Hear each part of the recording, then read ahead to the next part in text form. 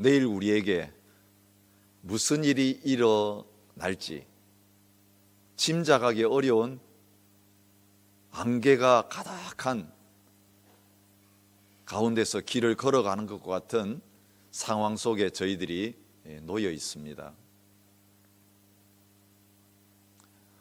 어제 어떤 일이 되었다고 해서 오늘 그것이 당연히 허락될 것이라는 보장이 없습니다. 우리를 더 힘들고 어렵게 하는 것은 이런 상황이 언제 끝날 것인지 아무도 아는 사람이 없다는 것입니다. 그런데 우리가 어떻게 되어지는 상황인지 잘 모르고 내일 일을 알지 못하지만 분명하게 알고 있는 사실이 하나 있습니다. 우리의 모든 상황들을 하나님께서 다스리고 계신다는 것입니다. 하나님의 허락 없이는 아무 일도 일어나지 않습니다. 심지어 오늘 우리가 당하는 고통과 아픔까지도 하나님이 알고 계시는 가운데, 허락하시는 가운데 되어진다는 것입니다. 하나님이 왜 우리에게 이렇게 힘들고 어려운 상황들을 허락하실까요? 진정으로 우리의 삶의 온전한 주인이 누구인지를 하나님께서 알기를 원하셔서 이런 어려움과 힘든 상황들을 허락하신다고 저는 믿습니다. 상황이 문제가 아니라 이 상황 속에서 우리가 어떤 반응을 하는가에 따라서 오늘 김동훈 전사님께서 말씀하셨던 것처럼 하나님께 영광을 돌려드릴 수도 있고 하나님께 영광을 돌려드리지 않고 하나님을 원망하는 자리에, 불평하는 자리에도 서게 된다는 것입니다. 우리는 욥의 이야기를 잘 알고 있습니다. 욥은 한순간에 모든 것을 다 잃어버렸습니다. 처음에는 가진 소유를 다 잃었습니다. 그 다음에는 사랑하는 자녀들의 생명을 다 잃어버렸습니다. 마지막에는 자기 몸까지 병드는 자리에 서게 되었습니다. 아마 오늘 우리 가운데 어려움을 당하시는 우리 성도님들 계시겠지만 욥이 당한 고난을 겪으신 분들은 거의 없을 것입니다. 그런데 그 상황 속에서 욥은 하나님을 영화롭게 함으로 말미암아, 하나님께 찬양을 드림으로 말미암아 욥의 인생의 주인은 물질도 아니었고 자녀들도 아니었고 자기 자신도 아니었고 하나님이신 것을 고백한 것을 볼 수 있습니다. 주신 자도 여호와시고 가져가신 자도 여호와십니다. 나의 모든 삶의 주인은 하나님이십니다 라고 하는 것을 고백함으로 말미암아 하나님께 영광을 돌려드렸던 것을 볼 수 있습니다. 여러분, 저와 여러분이 경험하는 모든 상실의 상황 속에서 우리의 가장 소중한 것들을 이제 더 이상 갖지 못하게 되는 그런 절망적인 상황의 한가운데서 하나님이 모든 것의 주인이십니다 고백함으로 말미암아 하나님께 영광을 돌려드릴 수 있는 저와 여러분들이 되실 수 있기를 원합니다. 그런데 오늘 우리가 읽은 이 본문에서 주님께서 동일한 문제를 다루고 계시는 것을 볼 수 있습니다. 오늘 본문에 나타난 자기가 주인이 되면서 살았던 서기관, 바리새인들, 대제사장들, 장로들의 모습을 통해서 오늘 우리는 과연 하나님을 온전한 주인으로 모시고 살고 있는지, 예수님을 우리의 삶의 주라고 부르고 있으면서 실제로 어떤 일이 벌어졌을 때에 주님을 온전한 주인으로 모시고 살고 있는지 주님께서 질문하고 계십니다. 오늘 이 본문에 나오는 이야기는 우리가 지난 주간에 묵상했던 예수님이 예루살렘에 입성하셔서 성전에서 행하셨던 일과 관련해서 말씀하신 이야기입니다. 예수님이 예루살렘 성에 입성하신 것은 예수님이 주인이시다 라고 하는 것을 선언하는 것이었습니다. 나는 이 예루살렘의 주인이다.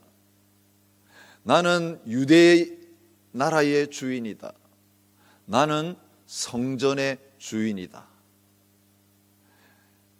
사람의 몸을 입고 오셨지만, 가장 낮은 종의 자리에 계셨지만, 예수님은 하나님의 아들이시고 그리스도이시면서 모든 것의 주인이신 것을 분명하게 그 사건을 통해 드러내신 것입니다.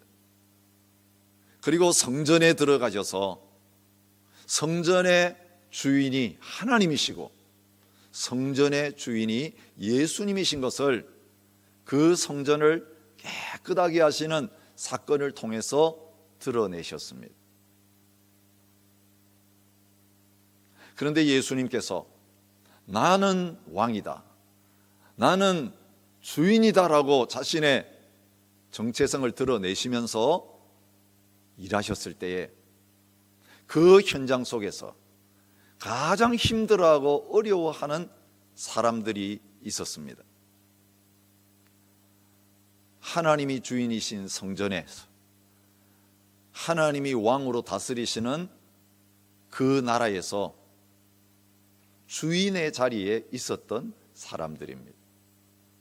예수님이 자신이 주인이신 것을 드러내시면서 그들이 관리하고 있던 성전에 들어오셔서 그런 일을 행하지 않으셨다면 그들이 주인 노릇하고 있는 것이 나타나지 않았을 것입니다. 그런데 예수님께서 그들의 버려놓은 모든 상들을 다 엎으시고 거기에 있는 모든 짐승들을 쫓아내시는 그 일을 했을 때에 그들은 예수님께 엎드려서 예배하지 않았습니다. 하나님께 영광 돌리지 않았습니다. 우리가 묵상한 말씀에 따르면 이 사람들은 예수님을 죽이려고 했습니다. 누구의 허락을 받아서 이런 일을 행하느냐? 예수님께 나와서 질문하면서 따졌습니다.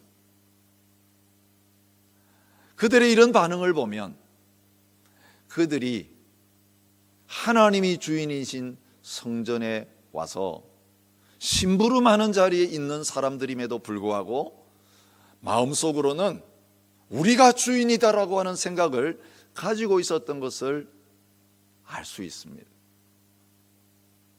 그들은 분노했습니다. 그 일들이 예수님을 통해 일어나는 것들을 받아들일 수 없었습니다. 그리고 그 분노를 예수님을 십자가에 못 박아 죽이는 것을 통해서 표현했습니다.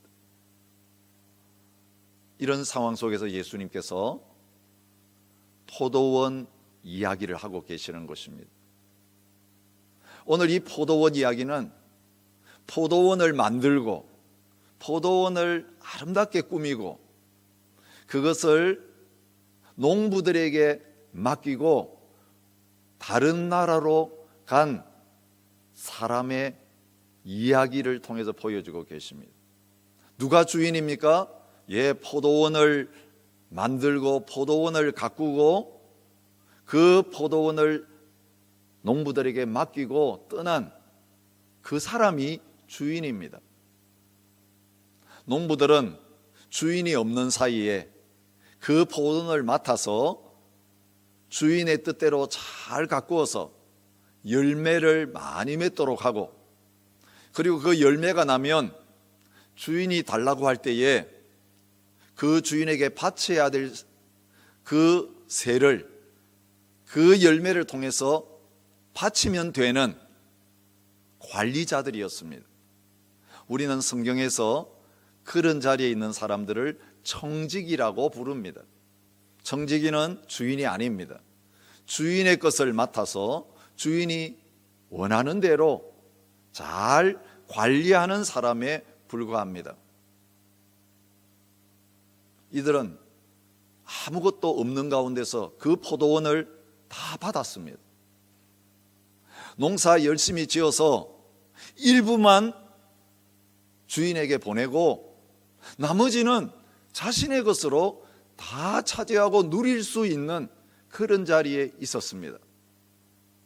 그런데 열매를 주인에게 바쳐야 될 때가 와서 주인이 그 열매를 바쳐야 될 일부를 달라고 했을 때 그들의 반응은 주인이 기대하는 것과는 다른 것이었습니다. 처음에는 주인이 보낸 종을 때렸다라고 성경이 기록하고 있습니다. 두 번째 종을 보내었더니 머리에 상처를 냈다라고 말하고 있습니다. 다른 종을 보내었더니 그를 죽이고 때리는 자리까지 나갔다라고 말하고 있습니다. 한 사람을 보내어서는 안 되겠다 싶어서 주인이 많은 종들을 보냈는데도 그들의 반응은 똑같았습니다. 때리고 죽이는 일을 했습니다. 더 이상 보낼 종이 없어서 마지막 남아있는 한 사람을 보내었습니다. 바로 이 주인의 아들이었습니다. 아들을 보내면 제대로 대우를 해줄 거라고 생각하고 보냈는데 이 농부들의 반응은 정반대였습니다. 아들은 주인이 죽으면 모든 포도원을 상속할 사람이지 않는가? 우리가 이 상속자인 아들을 죽여 없애버리면 이 모든 포도원은 우리의 것이 될 것이다. 그런 마음을 가지고 그 주인의 아들을 죽였다라고 성경은 기록하고 있습니다. 왜 농부들이 주인의 아들을 죽였을까요? 자신이 그 포도원의 주인이 되고 싶어서 그렇게 한 것입니다. 오늘 예수님께서 말씀하신 이 이야기는 바로 예수님께서 이스라엘 백성들에게 오셔서 하나님의 나라를 선포하시고 하나님의 뜻을 말씀하셨을 때에 그 당시에 종교 지도자들이었던 성전에서 주인 노릇하고 백성들 위해서 주인 노릇하면서 군림했던 그 지도자들이 예수님을 향하여 반응한 것과 똑같은 내용이었습니다. 그들은 예수님을 죽이고 자기들이 계속해서 성전의 주인으로 머물기를 원했고 모든 백성들을 지배하는 자리에 그대로 남기를 원한 것입니다. 예수님께서는 이러한 일들이 일어나는 역사의 현장 속에서 앞으로 하나님을 주인으로 모시면서 하나님께 영광 돌리지 않고 자신들이 영광을 받으면서 주인 노릇하는 자들에게 어떤 심판을 내리실 것인지를 오늘 말씀을 통해서 가르쳐주고 있습니다.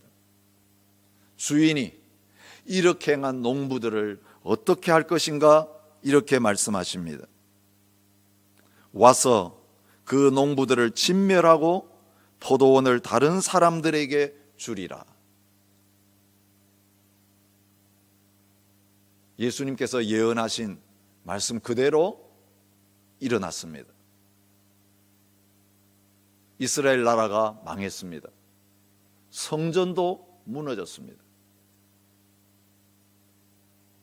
이스라엘 백성들이 예수님을 십자가에 못 박아 죽였는데 이스라엘 백성들은 온 세계에 뿔뿔이 흩어져서 방황하는 자리에 있게 되었습니다. 그 대신 예수님을 통해서 모든 민족들이 그들이 개처럼 취급했던 이방인들이 구원받는 자리에 들어오는 역사들이 있게 되었습니다. 그래서 예수님은 강도의 소굴이 되어버린 그 성전을 허물어뜨리시고 하나님만 영화롭게 하고 하나님을 주인으로 모시고 예배하는 참 성전인, 눈에 보이지 않는 성전인 교회를 세우셨습니다. 건축자들이 갖다 버린 그 돌이 성전의 모퉁이 돌이 되는 일이 교회 가운데서 일어나게 된 것입니다. 종교 지도자들은 예수님을 십자가에 못 박아 죽였지만 하나님께서는 그들이 버려서 십자가에 못 박아 죽이신 예수님 부활하게 하시고 모든 민족들의 주가 되게 하셔서 이제는 예수님을 주라고 고백하는 모든 민족들이 다 와서 성전이 되고 하나님의 나라에 들어올 수 있는 기회를 허락해 주신 것입니다. 그래서 우리들이 이제는 예수님을 주님이라고 부르고 하나님을 아버지라고 부르는 이 복된 자리에 있게 된 것입니다.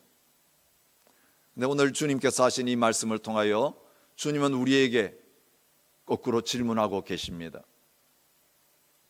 너희가 나를 주여 주여라고 하면서 주인이라고 지금 부르고 있는데 진짜 너희의 삶에 있어서 내가 참 주인인가? 그렇게 질문하고 계십니다. 마태복음 7장 21절부터 23절에서 주님이 말씀하셨습니다. 나더러 주여 주여 하는 자마다 다 천국에 들어갈 것이 아니요 다만 하늘에 계신 내 아버지의 뜻대로 행하는 자라야 들어가리라. 그날에 많은 사람이 나더러 이르되 주여 주여 우리가 주의 이름으로 선지자 노릇하며 주의 이름으로 귀신을 쫓아내며 주의 이름으로 많은 권능을 행하지 아니하였나이까 하리니 그때에 내가 그들에게 밝히 말하되 내가 너희를 도무지 알지 못하니 불법을 행하는 자들아 내게서 떠나가라 하리라. 우리가 입으로 예수님 주님이십니다라고 고백하는 것으로 충분하지 않다는 사실을 말씀해 주고 계시는 것입니다. 지금 우리가 처한 힘들고 어려운 상황이야말로 예수님이 우리의 삶의 온전한 주인이 되셨는지 그리고 그것을 실제로 믿고 있는지 우리가 하나님께 찬양하고 감사하고 영광을 돌려드림으로 말미암아 드러내야 될 때인 것입니다. 만약 여러분에게 지금 일어나는 힘들고 어려운 일들 때문에 여러분이 두려워하고 불평하고 원망하고 있다면 사실은 예수님이 여러분의 삶의 주인이 아니고 내가 모든 상황을 컨트롤하고 내가 원하는 대로 모든 일을 할 수 있다고 믿고 살아왔던 주인의 자리에 있었던 것입니다. 아니면 예수님 대신 우리가 만족함을 느끼고 기쁨을 느끼려고 하는 또 다른 대상을 주인으로 삼고 살아왔다는 것을 드러내고 계십니다. 우리가 할 수 있는 것들을 하지 못하고 가졌던 것들을 잃어버려야 되는 이런 상황이야말로 우리가 무엇을 위해서 살아왔는지 무엇이 우리의 삶의 가장 중요한 것인지를 드러내 주시는 것입니다. 만약 내가 이것 없이는 못 살겠다라고 하는 그런 마음으로 절망하고 모든 기쁨을 다 잃어버렸다면 나도 모르는 사이에 다른 어떤 것이 우리의 삶의 주인 노릇을 하고 있었던 것입니다. 여러분, 예수님이 우리의 삶의 진정한 주인이셨다면 우리는 이렇게 고백해야 되는 것입니다. 주님, 다른 것은 다 없어도 괜찮습니다. 근데 주님이 함께하지 않으시면 내 인생은 끝입니다. 그런데 주님, 이 기막힌 상황 속에서도 주님이 지금 나와 함께 하신다면 나는 부족함이 없습니다. 나는 모든 것을 가졌습니다. 예수님이 나의 전부이십니다. 그렇게 고백하고 있는 것입니다. 과연 나의 삶 속에 예수님을 주라고 고백하는 이것이 실제인지 우리 자신을 다시 한번 깊이 살피고 들여다볼 수 있는 복된 시간이 되실 수 있기를 바랍니다.